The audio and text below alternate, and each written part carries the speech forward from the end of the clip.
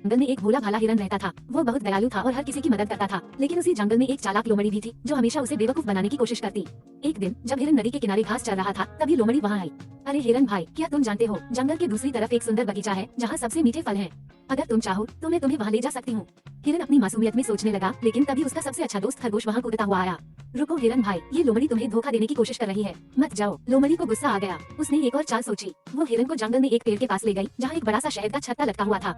लोमड़ी की चालाकी भरी आवाज में, हिरन भाई बस इसे हल्का सा धक्का दो और मीठा मीठा शहद हमें मिल जाएगा। हिरन जैसे ही आगे बढ़ा, खरगोश चिल्लाया। खरगोश की तेज आवाज में, नहीं हिरन भाई ऐसा मत करो, ये छत्ता टूट जाएगा और सारी मधुमक्खियां तुम्हें काट लेंगी। लोमड़ी की योजना फिर से फेल हो गई। अब वो और गुस्से में थी। इस बार उसने एक गहरा गड्ढा खोदा और उसे पत्तों से ढक दिया।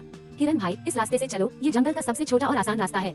हिरन जैसे ही कदम बढ़ाने वाला था, खरगोश ने एक लकड़ी उठाकर गड्ढे में फेंकी और धड़ाम, सारे पत्ते हट गए और गहरा गड्ढा दिखाई देने लगा। अब लोमड़ी को एक नई चाल सूझी। उसने जंगल के राजा शेर के पास जाकर झूठ बोला। राजा जी, हिरन कहता है कि वो आपसे तेज दौड़ सकता है। शेर गुस्से में आ गया और उसने हिरन को चुनौती दे दी। लेकिन इस बार खरगोश ने एक तरकीब सोची। शेर जी, दौड़ का रास्ता नदी के पार होगा। जैसे ही दौड़ शुरू हुई, शेर नदी तक पहुंचते ही फिसलकर पानी में गिर पड़ा और हिरन आराम से आगे निकल गया। अब लोमड़ी को समझ आ गया कि चालाकी से कुछ हासिल नहीं होगा। वो शर्मिंदा होकर जंगल के जानवरों के सामने आई और बोली, लोमड़ी की धीमी और शर्मिंदा आवाज में, मुझे माफ कर दो दोस्तों, मैं अब सुधरना चाहती हूँ। हिरन और खरगोश मुस्कुरा दिए और जंगल के सभी जानवरों ने तालियां बजाईं।